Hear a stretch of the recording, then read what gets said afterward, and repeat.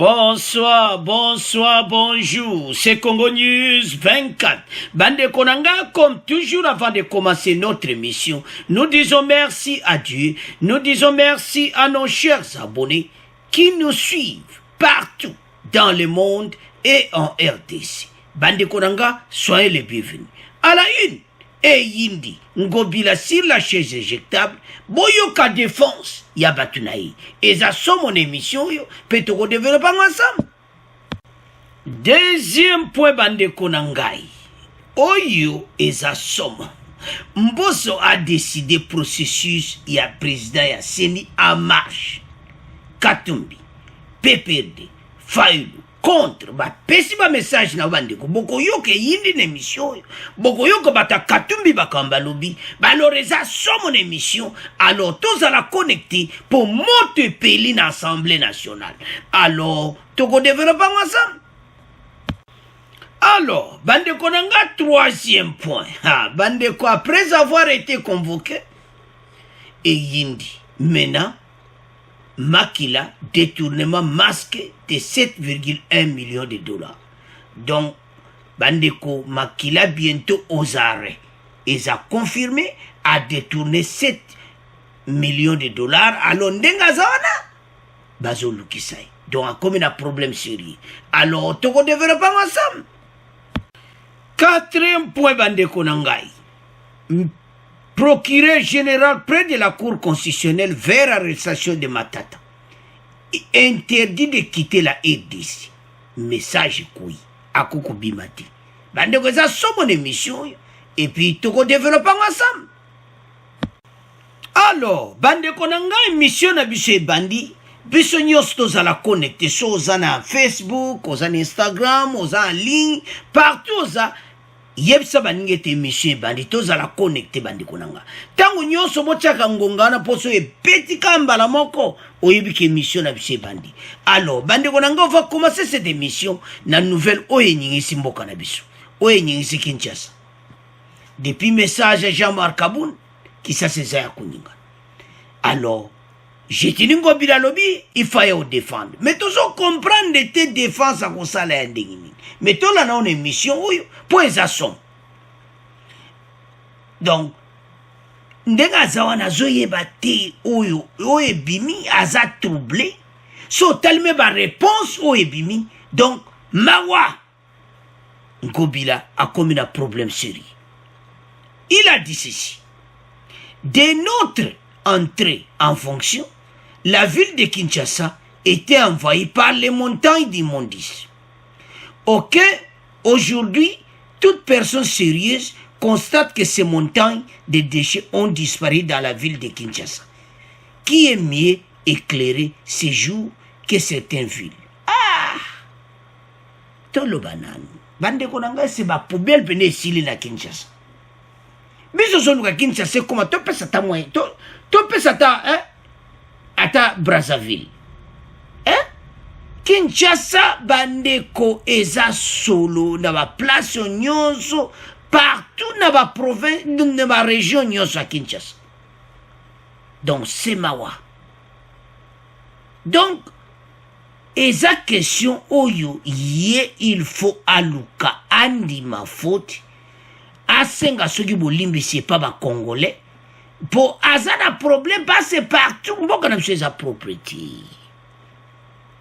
Kinbo Peto ça ne marche pas donc partout à Kinshasa na ba commune nyonso okokuta ba poubelle partout na nzela to banana et c'est na ba côté nyonso ba commune neta Kisenso, ba commune neta Kingasani, ba commune neta Selembao, ba commune to pesa kudu na ba lemba oyo kaka, matete kutu okuta partout.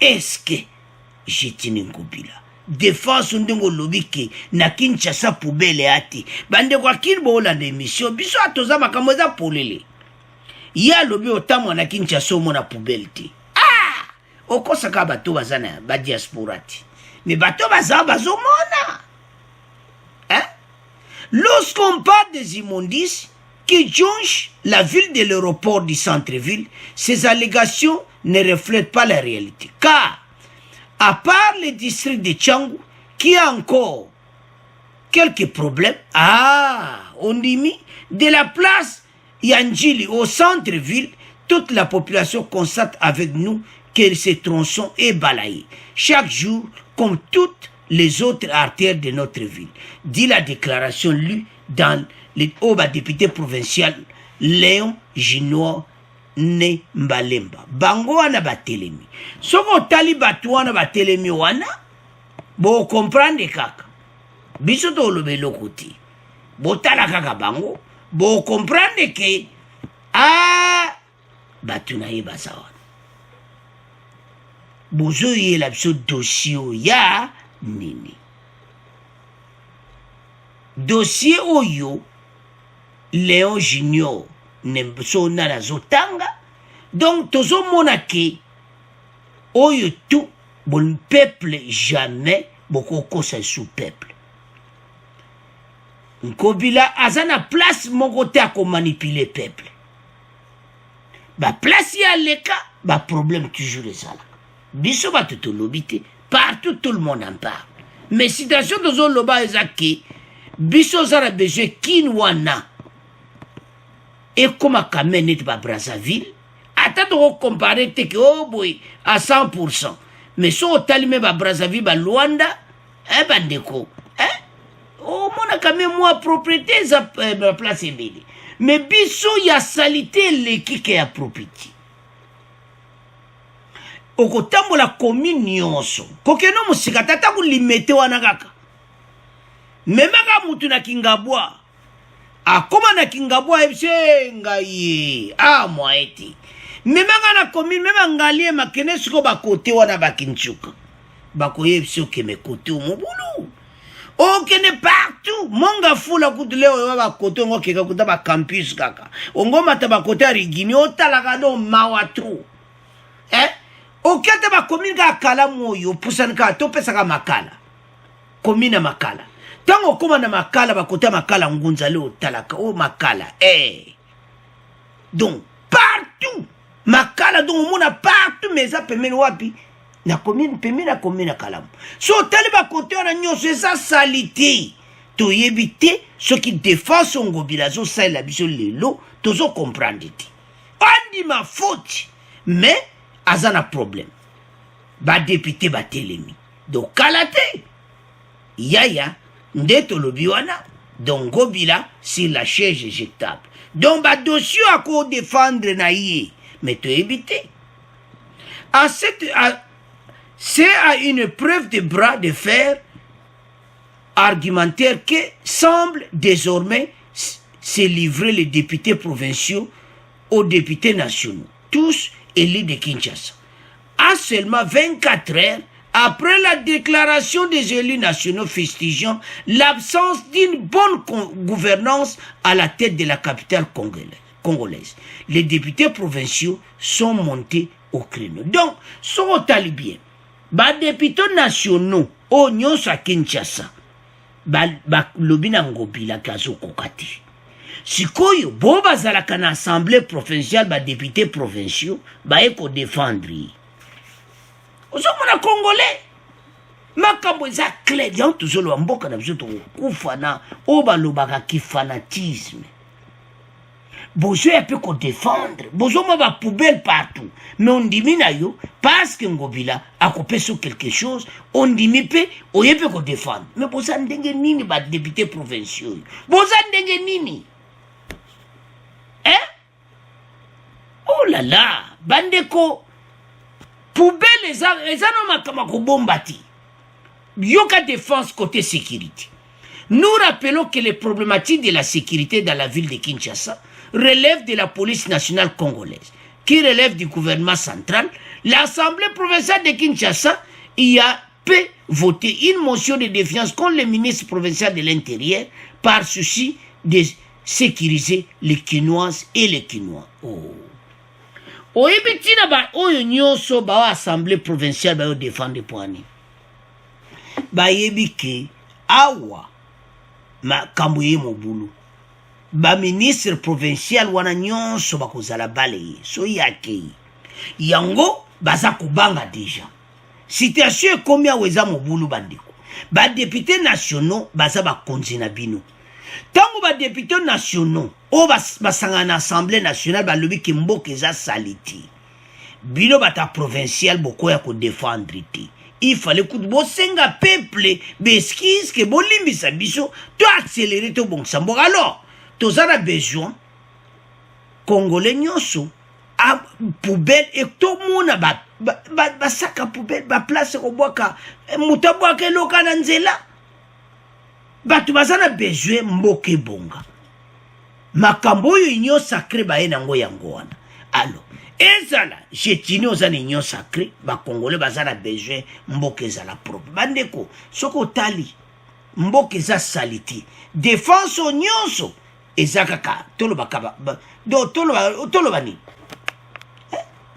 eza hypocrisie makambo bato bazosala naïve bato oyo nyonso baye kodéfendre ce n'est pas possible alors bandeko tokoma tika ngo na bino baye kodéfendre ngobila mais badepute nationaux balobi eza ya koyinda esi eyindi ngobila ne peut pas gouverner donc azokoka te alors totika ngo na bino tokomoleka na deuxième point. Alors, bandeko nanga tokomi na deuxième point na biso. Mboso a décidé. Ndeko processus ya seni ya konome président seni pe ya commission eza en marche. Alors, Katumbi ba gangi na ndenga mokete bokoyoka pe perde déjà bolanda kiango ne monsieur Lekido Shadari aganga ki na ndenga mokete Fayulu batu na ye batomoka ki na ndenga mokete do bango tu baza contre. Bandeko o eza makambo oyo eza réalité ya makambo oyo banda to banda ezala nango kaka boye mais ka oyo ekomaki un peu spécial pourquoi tozoloba boye parce que majorité presque bandimaki ete kadima azala président ya seni alors mboso alobi bo bazolinga batia mboka na retard ye kuna azati processus ezo continue na assemblée nationale ba député babani musana ngo oyo azana problème akene na service à PAG oyo eze dirigé na professeur Mbata kende kuna kene ko pesa makamuna yo kuna batala yango mais pona ye il faut sala musana donc eza ya koyinda na émission bokoyoka bandeko nanga ndenge bato Katumbi baza koganga. Le processus de la mise en place du bureau de la commission électorale indépendante va avancer avec ou sans les composantes qui tardent encore d'envoyer le nom de leurs délégués. Ainsi en a décidé jeudi le président de l'Assemblée nationale, Christian Bosso. A ABC Bango, que processus en marche avec ou sans la composante Oyo, n'est PPRD, Aluba Kotinda Batute, Katumbi a Kotinda Batute, Fayulu a Kotinda Batute, a lobby processus à nini en marche. Que ça qui bino? Que baza déterminé que ba koki jamais ko freiner toute une république pour na be individu. O ba otala be intérêt na mon soi-disant. Ceux qui va poser candidature ba ko biba ba président. Est-ce que Shadari yo pendo tieli baya ba compter pam pam pam pam. O gagne pe fati. Ah mais botika ba jiko. Otika ba makamboana. Katumbi o tiepe libaya. Sans que on pèse ma tumbongo boy na boy. Bon l'équipe est na fati we biso tout tiel to ban ko compter 1 2 o gagne pe fati. Tala. Botika ba jiko Fayulu. O yepo tu passes Tchangu déjà zo perdant. Ndeto lo baba ndeko Tchangu Fayulu a konko perdre Tchangu. Donc batouana tout.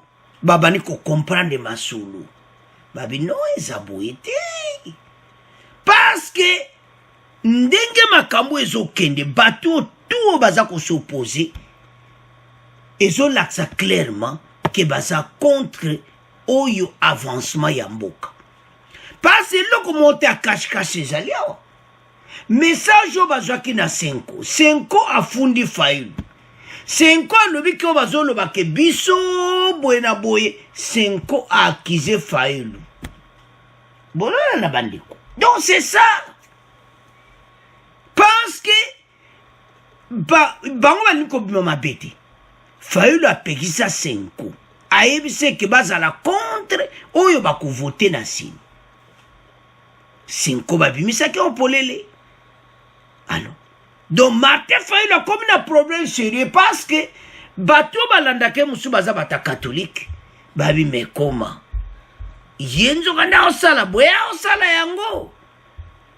Alors bato nyonso bandeko basala association wana na ebite côté komema bango pona kozala contre makambo oyo ezaki clair tolandiki biso nyonso les 6 confessions religieuses o bazaki et pas conduit par Doudou tolandi biso nyonso ete bango tango ba consensus esimaki baleka na vote la majorité nde yango wana oyo bayaki nango consensus c'est la majorité nde yango wana bato bamoni ke biso nyonso tosepeli ke yikadima aleka yango la majorité. Mais on ne comprend pas, ben individu mususu, bazako ya soi-disant, babani ko bimisa, oyo bango, oyo kapona ko freiner processus en mboka. Alors, mboso alobi ka ko freiner yango te.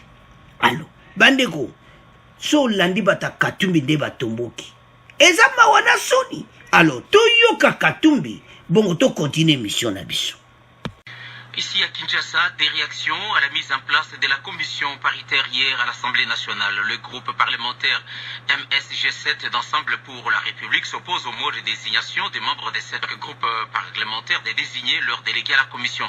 De ce fait, le MCG7 décide de n'envoyer personne pour siéger au sein de la commission faute de respect des procédures. Jean-Claude Kibala tient le président de l'Assemblée nationale responsable de tout obstacle à la tenue dans les délais des prochaines élections. On l'écoute dans cet extrait que nous propose Billy Van Lutumba. Bosso n'est pas président du groupe parlementaire du MSGP, il n'est pas le président du groupe parlementaire CACH, il n'est pas le président du groupe parlementaire APC, il n'est pas le président du groupe parlementaire ANK. Lui ne peut pas se mettre à la place des présidents de ce groupe parlementaire et décider leur place, même s'il est le président de l'Assemblée. Le rôle qu'on lui a donné dans la loi qui a été votée, c'est de faire l'arbitrage. C'est-à-dire que quand nous ne nous entendons pas, nous n'arrivons pas à trouver une solution, il peut faire l'arbitrage et non d'influencer la candidature de telle ou telle autre personne. De quel droit lui peut décider de dire bon, vous ensemble vous aurez un tel autre poste. De quel droit les autres vont avoir tel autre poste ou tel autre poste. Il n'y a pas de raison de violer les règles. Les règles sont claires. On dit que c'est les forces politiques dans l'Assemblée qui désignent les membres. Nous n'envoyerons personne dans la commission parce que cette commission n'a pas été établie selon les normes. Les membres de la commission ne peuvent pas être désignés par le président. C'est le groupe parlementaire qui envoie les membres de la commission. Deuxièmement, aussi longtemps que nous n'avons pas encore envoyé un candidat en tant qu'ensemble, les confessions religieuses ne sont pas mises d'accord. L'opposition n'a pas envoyé. La commission va siéger pourquoi? C'est une commission de distraction. Ou bien ils veulent faire des choses davantage en compte. Alors, bandeko nanga tolandi biso nyonso wana. Nayebi te oyo bango bazoluka ke mboso apesi bango 48 heures. Ok, il faut azala arbitre boye na boye mais asalaki tu wana la Senko et c'est na catholique baboyi na bango apesi bango 48 heures. Les 6 confessions religieuses pe bakei basangani et comme tio erekoki babima place bazaki na place à Senko place à Réunion. Alors bandeko na ngai batu oyo et comme temps o balobaka ke mboso azwa ba décision en tant que président Assemblée nationale. Donc bato bayeka de ko embrouiller situation kolekisa batu l'air azolo ba de yazolo ba ke mboso mutakucha élection na retard. Mais bino de batu bo tia bande ko zomona confusion bato bayela abiso. De l'autre côté bango bazo tia retard mais de l'autre côté bazolo ba ke mboso a tia retard non. Et ça n'est pas bon retard. Donc, dossier oyo, bandeko, bango ne mtuba retard. Machine en marche. processus à marche, félicitations, Mbosso, président de l'Assemblée nationale. C'est ça. Bakolanda batu te bambrouillère. Donc sali groupe na bango to benga bandoki ya Congo, bali Congo est avancé. Hein? Ce n'est pas possible. Bandeko tozo kende wapi. Mboka na biso to fungola miso na batu oyo. En réaction, les députés nationaux membres de l'Ensemble pour la République de Moïse Katumbi dénoncent la procédure d'installation de la dite commission qui ne respecte pas les normes établies par la loi organique portant organisation et fonctionnement de la CENI. Ce n'est pas possible. Et ça faux, archi faux. Mbosso a sengi bango a pese bango 48 heures. Bakende ba sangana. Bakei kuna. Église catholique et église protestante va maintenir décision là bango. Alors que consensus, au besoin kabinonyo toyoka consensus, c'est la majorité sur place. Au bazala kiwana ba yokani était Denis Kadima, c'est le candidat valable. Boyel biso makambo voilà kasae bona bandeko. Ngoy mulunda. Azo originani. C'est du Katanga. Mais présent boba olobaki. Oh boy. Katanga ti. Na lerwana. Bande ko makambo nyoso to landi ezo sala soni pe mawa. Donc ozo mona bien que bateau yo bazo tia mobulu pour rien. Mais Mbosso lobi toza ko avancer. Makelelo boko tia na bino libanda ya Assemblée nationale o fayelo atindi batu. Bozo leksa baler. Peuple congolais bolanda message au bien. Makambo oyo bozo yoka ya CENI, makambo ezaki nango na ordre bandeko na ngai. Bazalaki kuna 8 confessions religieuses. 6 bandimi candidats. 2 balingi ba imposer un autre candidat au nom de Cyril Bokoto. O azali parrain, je m'excuse parenté, o azali parenté avec Cardinal Ambo. Alors, Bokoto, candidature naïe et l'équipe d'outil. Et puis, bati les 4 oyo kabare, ba 4 candidats batiaki, parmi bango CV ou ekoki na loi ya sika CENI, ezali Denis Kadima. Il faut une expérience. Il y a makambo élection. Na bango nyonso na basala yango te, mais Kadima tambola partout na monde et Nations Unies ba yebi. Bandeko, le nom de Kadima, tant kaba ko entérimé yango, eza confirmé. Monde entier et qu'on réagir positivement. Parce que ba yebi motu nyonso aux États-Unis, les Unions européennes, ba ko réagir que Kadima za candidat valable. Donc, oyo nyonso bazoye la biso, ezaka kambrema ko tia retard na procédure. Mais, Mbosso alobi nga na cause la binoti. Et des choses en a besoin et avancer bandeko. Nanga toko tika la boiti, kaka tova na place mo passe, bango balingi boy, bango balingi boy. PPRD. Lelo bazoya ko pesa ba discours shadar uzo kata soniti. Naka leo zana na Kabila tango salaki yango botiaki Ronsard Malonda lelo tokomi wapi tango botiaki Ngoyi Mulunda tango botiaki Abe Malumalu lelo yo shadari boya kopesa biso leçon nini bande ko basata na raison ti Corneille Nanga shadari, vous vous souvenez? Botieli biso Corneille Nanga. Corneille Nanga lelo to suki wapi. Alors, bande konangai makambu ezo katama. Donc, tout kende ti samedi yo plénière aussi là bazo confirmer biso ba entérimé Denis Kadima. Et ça lisou makamba ko bombati parce que le nom a été ba pesi kombo na Assemblée nationale. Moko aza présent CENI, moko aza la plénière na seni. Donc situation des avancées makamozo kene malamu alo bato nyonso bazo freiner procédure to landi bato ya Katumbi bazo ganga bazo tomba ba voix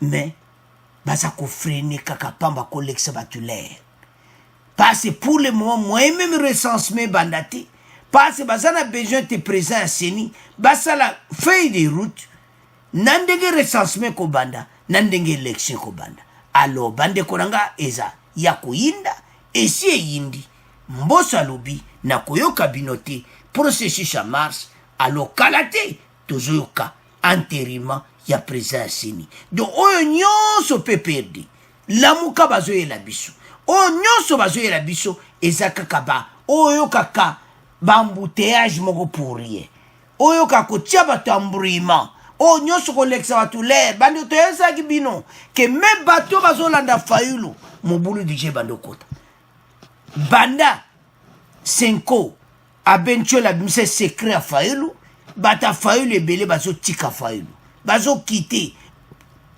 bayo comprendre ke awa masolo ezali sunti bazali koambrouiller peuple faci nde aye kobongisa mboka bakongole botelema tala faci akiti biloko bozali kozela eza signé donc à partir ya lobi so oke okuta karton ya soso ekiti donc makambo nyonso Thomson ekoma eloko pamba bandeko batika kolekisa biso balere faci epo abongisa mboka après babillet ya avion yango wana tokomi karton ya Thomson ekiti parce bazali kozela mais basignaki yango bolandaki na RTNC c'était hier basigné makambo nyonso alo bandeko na ngai bato nyonso bazali koambrouye mboka bakoma na problème sérieux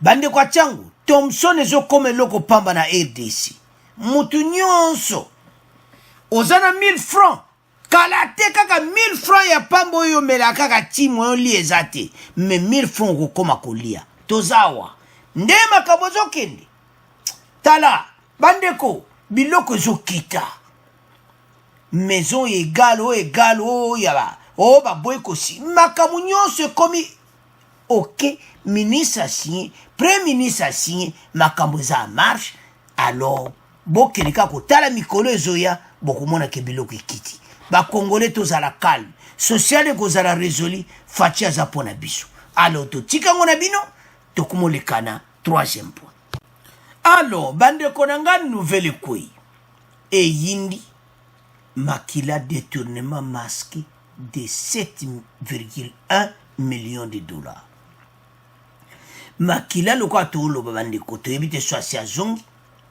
depuis les États-Unis où il séjourne le sénateur José Makila a commis un problème ayebi donc soko na azongi te azonga awa eza déjà ya koyinda IGF a confirmé Makila détournement masqué de 7,1 millions de dollars tango azalaki ministre ya transport bandeko makambo nyonso ekosangisa na potopoto basali na ECTP alors badétournement kosaka nango te Makila akomi na problème sérieux la justice kala te bazotia ye maboko donc azokoma kala te voisin kamere donc makambo nyonso eza en procédure po kala te ekokoma kaka azosamba donc bakanga ye pourquoi avance président du conseil d'administration de la société commerciale de transport et des ports ECPT José Soumanda est accusé par l'inspection générale des finances d'être l'auteur d'un détournement masqué de 7,1 millions de dollars américains. Selon plusieurs sources, au sein de cette cellule de patrouille financière, la somme détournée est des redevances de la logistique terrestre RLT. RLT ou la redevance a dû 7,1 millions de dollars, Makila tient la poche, à l'écran nango masqué, mais ba yeko découvrir. Makilo monia. Alingete ba maska kaete. Soko maska lingeta komona na misa molimo bazana kati ya molimo Fati de yasa kotie na kati ya makamanzambe azawana molimo donc yo tako so si masque kaka koto ba démasquer ango ya nzambe ko masque ango ti ya nzambe soko masqué bako démasquer alors détournement masqué de 7,1 millions de dollars yangwane bim do makila abimina kati ya masque oya batamaki oko kima wapi alingete azo sala bango yoka malasi na malasi place kaba vani mema solo so ba yoka alingete wapi alingete azoya bongo bakata mbangu do zo mwa batra ba sac ba cravate to kaba over cravate ba komi kolo bandeko même na réunion réunion à PPD oka Shadere c'est qui là alingete ta route alingete omoka Shadere ba réunion do ba mesa biloko bariko panzana ba baniko palagama mikolo baza mal à l'aise PPD mena ba réunion ba komi mal à l'aise baliko yoka kombo wana te Gilles alingete azolanda bango partout eza ya koinda makila masque na yo oyo 7,1 millions bamoni yango. L'inspecteur général des finances au terme de sa patrouille financière à la SCTP révèle que José Makila a initié en 2018 alors qu'il était ministre des Transports la scientifique de l'arrêté interministériel 010 CAB TC 2018 016 CAB MIN Econat 2018 et 010 CAB MIN Finance 2018 du 12 mars 2018 portant affectation de 30% des recettes de la redevance logistique terrestre au port privé Matadi Gateway Terminal Yaya Abendi Likonda 7,1 millions. Bandeko awa ata obatamaki na yo makambo ekosala nini ekobima bandeko azana problème sérieux donc nazoyeba te ndenge ni akokima ba dossier oyo makila amoni pena ke eyindeli kota za na États-Unis bandeko kuna kutabatama te FBI bakoyelo pena na hotel so basengi o extradition de makila aux États-Unis bakolukisa eza Afrique du Sud te bazokima tala matata mpoyo alobi akene basue médicaux babitala procureur alobi tala biso toyebi bino interdiction de quitter le territoire congolais matata mpoyo mais tozoya na point po émission bandeko eza ya koyinda badetourner basuki DGMP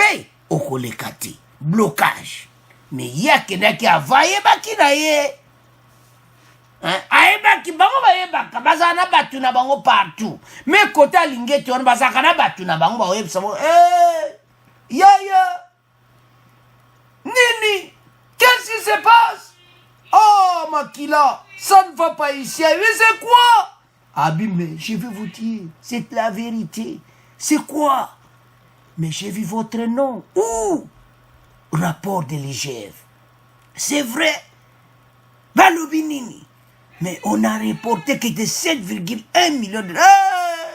Nakoyati. Mon petit, soyez calme. Vieux, koyati. Ya solo wana.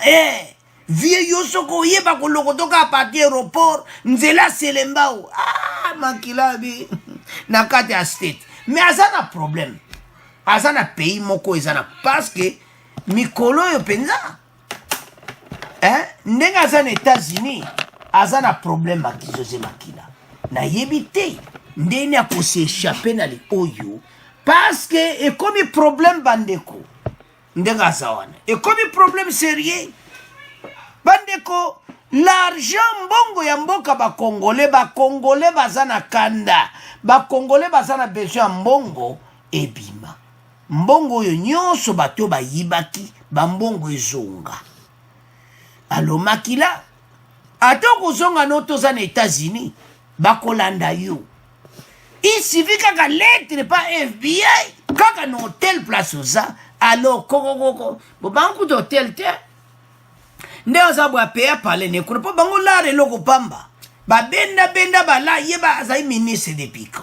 Bo comprendre ka lerwana yiba ngape na zo yiba. Yo benda bala ngape na zo yiba. Ministre bazo benda mini yango basa ko lobaki. La banque centrale, le trésor public est en train de saigner. Comment bino boye ba que trésor public zo saigner? C'est dit bazo benda. Donc yo kabela trésor public mawato. Sikoyo bande ko bato aboyi. Oyo babomi mboka boyi. Pendant les 18 ans, bon ça s'y paye, mais beaucoup na souka. Bande ko situation comme au boulot.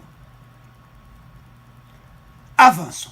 Il ressort des statistiques tenues par la SCPT-TP que depuis le début de la perception de ces RLT du 12 mars 2018 au 31-12-2020, le port de MGT a encaissé au total 7,168 612 au cas de dollars, de 7 168 612 dollars, ce port étant une société privée qui amortit son outil de production dans les structures de prix ne peut bénéficier de ces redevances qui est un effort du contribuable congolais.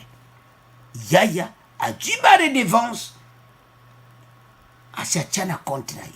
Bandeko batuyo surtout l'année ba compte batu bandeko ba mbongo zebeli bandeko taka 7 millions depuis 2018. Wasako compte wa SCPT o ba uto sa mikolo. Bato benana bazana problème likola kuiba. Par conséquent, cette pratique est un détournement masqué des deniers publics. Et le montant doit être restitué à la SCTP qui l'État a attribué d'exclusivité de la perception, indique le rapport de l'inspection générale des finances. Bah lobby, bah 7,1 millions à l'immédiat à Zongsa. Papa l'ingété ba wa Zongsa gata. Bah on va zelaka ko yo kangi nzela selembao a beti 5 ans après a zongile balar na. Donc ba siba yeba ba jena ba. Maman ngana kemakala ba opesa nga 5 ans. Yango faut apesa bomba yo moni caméra za craqué. Faut apesa bomba plus de 10 ans, 15 ans, 20 ans na prison. Mbongo on patiaki motema ya kolia akomine nkokobale azobima. Akomina nzeti ta kolia balabwa nezati tala bapesa bomba pena minene. Bato bakoyiba lisusu te. Napesa exemple. José Makila. Nebi âge n'était pas ça qu'un exemple. Ce quoi ça peut près 60 ans. Hein? Ce quoi ça 60 ans. Ou bien 59, ou bien 50, ou 60 ans, ou 58, ou combien? Ce bobambi 30 ans, 88 ans, 90 ans. Ako bima komi koko. Ako enjoy, ako séparation na mbongo anati. Donc ako régir sur na mbongo anati. Et comme temps, batuyo bandiko. Bakanga bango bapeso ba pena minene. Bango bazo yiba, ba yebiete, peno bakopesa ye, bakangi akoti makala, abimi après, azongili balar na ye. Alors, et comme temps, bandeko, batu tout, basé sur la place. Alors, point sur tout régime boui. Makila, tu yebite soit sa zongi ou soit sa kan États-Unis. Mais soka za kuna, soka kozonga te, ayebake, FBI akoya ayepe ayebisi yo non zonga RDC bazana posa na yo eza ya koinda esi eyindi totika ngo na bino tokomokende na point na biso oya suka matata mponi. Alors bandeko na nga tokomi na point na biso ya matata mponi. Procureur général de la République vers arrestation de Matata Mponyo. Pourquoi toujours le babon? Parce que Matata Mponyo bandeko na ngai akomi na problème sérieux. Soko moni motu ba pekisi abima mboka te. Pourquoi? Parce que bayebi ki bazo kangaye.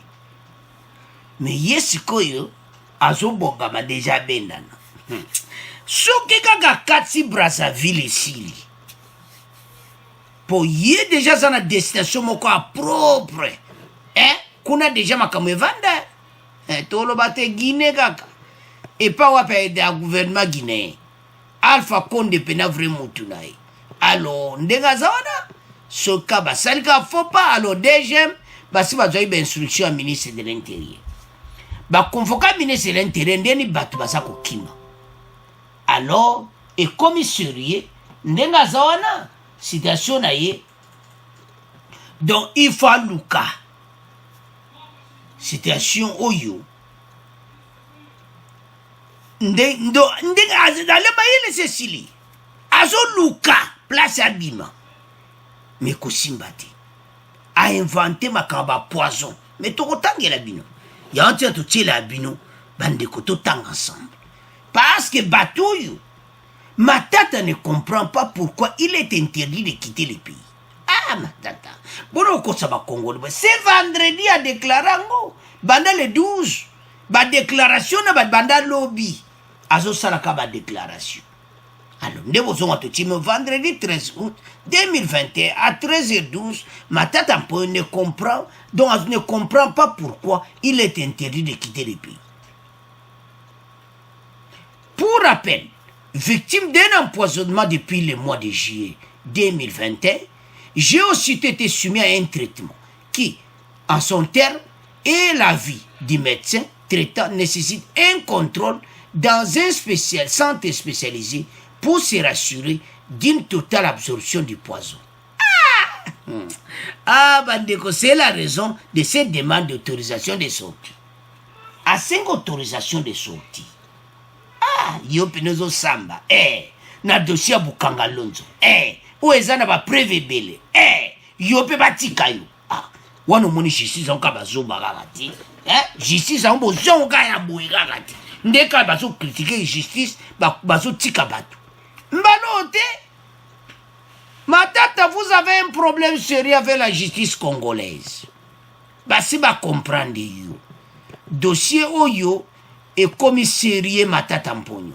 Donc, ozana place à kokimati. Ozana mokangami. Soko iba ebisyo ki kokite territoire. C'est-à-dire oza mokanga. Donc, alors, maïe sili azo luka à côté à gauche, à côté à droite, maïe sili Matata Mponyo. Alors, bande kweza mawa, komona ke bato, bande kotoko tire bino extrême, oyoka confirmation. Oyo pena bapegisi abima. Donc, akepe ko senga abima. Bande ko, bato yo, aketina présidence. Matata Mponyo tozo bimisangwa wa bolanda. En dépit de l'intervention du haut responsable du service public auprès du chef de l'État et de la recommandation de mon médecin traitant d'aller me faire examiner à l'extérieur du pays, je reste interdit de quitter le pays par le procureur général près de la Cour constitutionnelle. Haut responsable à service public auprès du chef de l'État, Wana, Oyo Keneko Seng intervention. Indépendance de la justice. Bakoyoka ete ata salaka na présidence. Makamoka dozolo bayango ete bandeko nanga bibi. Ata salaka na présidence bakoyoka te. Facha selo baki l'indépendance de la justice. Bande wakena au cadre de service après la koyebse ke ngai nazana poison. Tata batasalaka la présidence abi ozana poison mais le col ozana poison mais batika yo ajube lettre apesi Matata baye kuna procureur ebisi non Matata azoluka akima azana poison te eza ya lokuta abimina poisa batika kokosa ba congolais oze suta okosa ba congolais ti bato oyo bakosi biso mingi ekomi tabakanga bango bakende prison. Bandeko omoni message na mine yokani. donc bato baza mystique ake tina présidence ake kosenga baede au responsable du service public auprès du chef de l'État baede ete akene kozwa baswin libanda eye kaka boye bayebisi non procureur alobi non l'indépendance de la justice moto akotika yo azati parce que moto wana ayokele mawa amoni likambo ya poison abima tata kokufa lokola bato basalaka na faci baza motema malamu alingi baede ye matata mponyo akene kozwa baswin mais azobosana ke ye soko akeye akozonga te au responsable oza na besoin ede ye mais ye akozonga te ayebi ke azokende prison moto ayibayiba wa mbongo sinde aza na regretaka te ndenge ayaki ezali kaka nzambe alobi te yo efo okende kofuta mbongo ya bakongole kende okende prison parce ndenge aza wana aza mokangani tozoyeba te place ya kokima alors sans plus tarder toyoka extrait oyo bongo tokontinue émission na biso Matata Mponyo apameli lolenge apekisami kobima mboka na kolukalisa lisi sima na kokutana na poison na nzoto na ye na sanza ya Sambo. Ministre wa Yambo ya Kala alobi ete aboyaki kotambola likolo na buku likonzi na koyanolaka na parquet ya cour constitutionnelle mpona bokanga lonzo tango Sena esi eboyaki yango. Alors bandeko na nga tolandi biso nyonso wana Matata Mponyo aza na poison bandeko bato oyo ya olele moso tota makambo bandeko bomona koma epa mboka na biso wuti mais c'est sous tanti bakosa peuple aza na besoin mbongo wana ezonga na trésor public asali ba démarche na ye kokende partout ba avocat oyo bandeko na ngai faut tokeba ba avocat oyo non ce n'est pas possible bazosala bako partout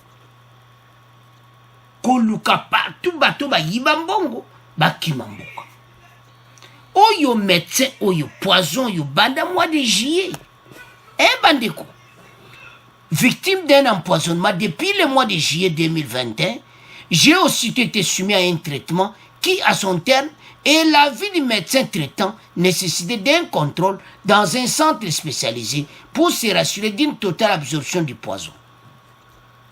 Traitement nos ozwa. Mais yango eti, okuvite. Matata ozokene kosamba. Ozokene pena kosamba l'air nyonso poison ango ya nini. Bande ko bateau mayeli na bango esili. Boyebi so bo comprendre bateau yo, esili. Aza suna place akokima ti. Nazoyeba te soki raison nini ya kozwa siko parce que dossier na niveau ekomi aza na problème ke moya kimango eza te parce que baokanga ye sikoyo problème siko azoluka abima akende kozwa baswin médicaux à l'étranger toloba nanu poison est-ce que na Kinshasa baswin médicaux ya azwi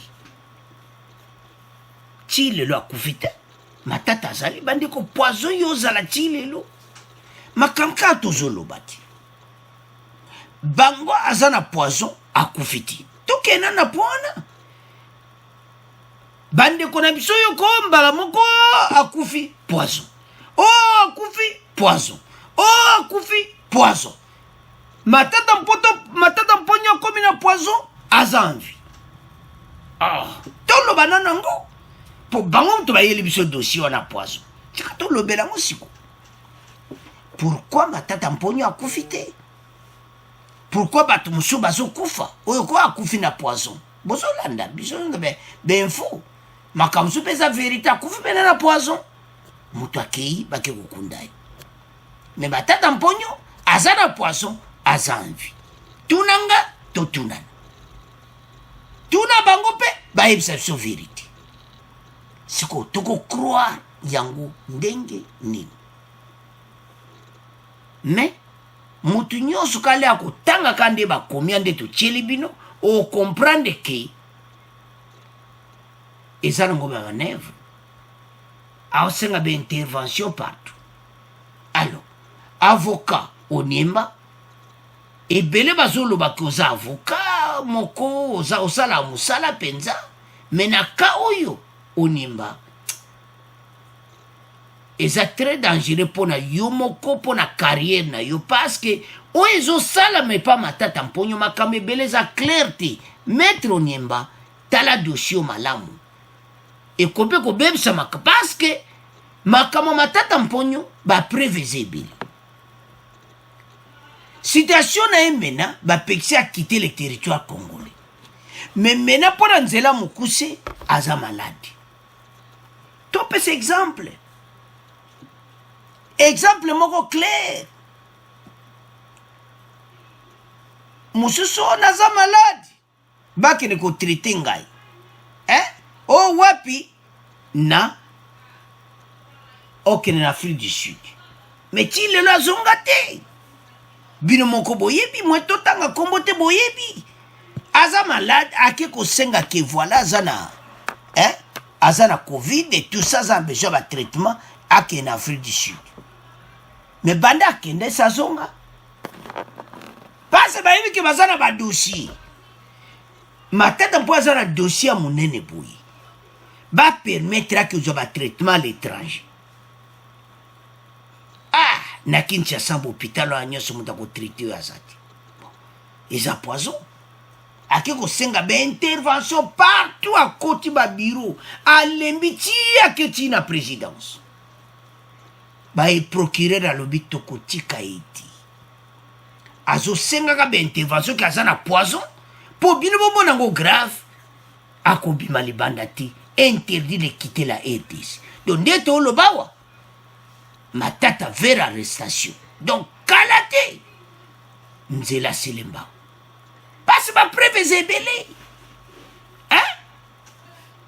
bango amoni kaka ntango atali kaka dossier asili kosamba asambi lundi asambi mardi yai ake oraisonne na palais basali réunion bakutani ensemble balobi maître veuillez me montrer peu le dossier de Bukanga Lonzo.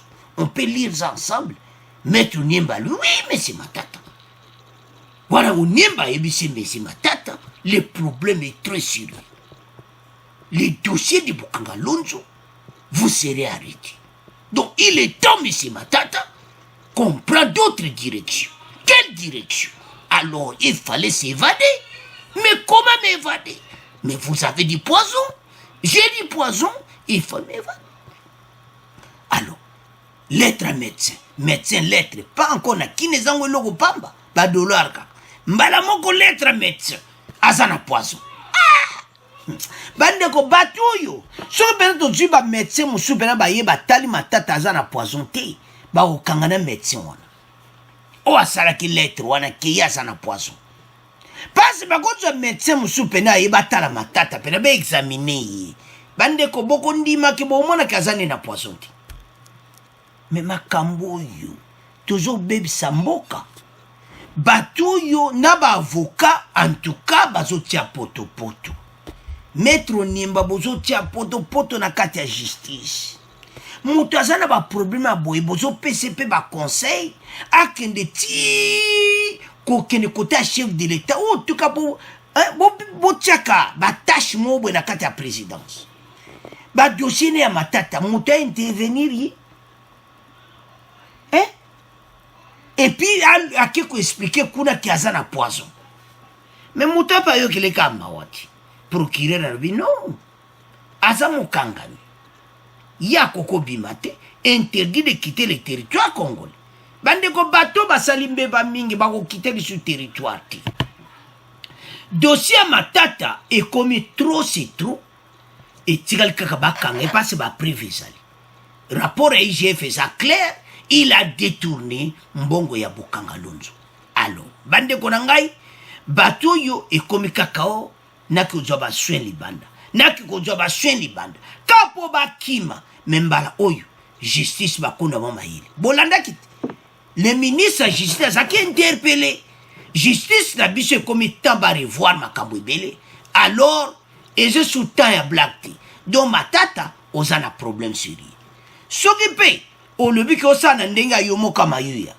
O katandela Brazzaville baza wana bazotala do déjà côté tu eza blindé eza te ndenge oyo ministre mino nakimaki akimi Brazzaville nasaka mbongo yo kobima te bakokanga yo alors batala mpe bavoko malamu mpo ndenge bazopesa baconseil bon moko tokopesa fo ya otala business na ye atala balar na ye baofuta ye ya asala boulot na ye bon de l'autre côté tokolobaka asala boulot mais de l'autre côté ezotia mobulu alors matata mpo oyo aza na poisson asengi balettre baboyi procureur alobi matata mponyo bientôt il faut azala ozare pour interdire de quitter la RDC alors totikango na bino bandeko bo abonner massivement bo continuer ko partager merci na ba commentaire na bino au revoir à la prochaine.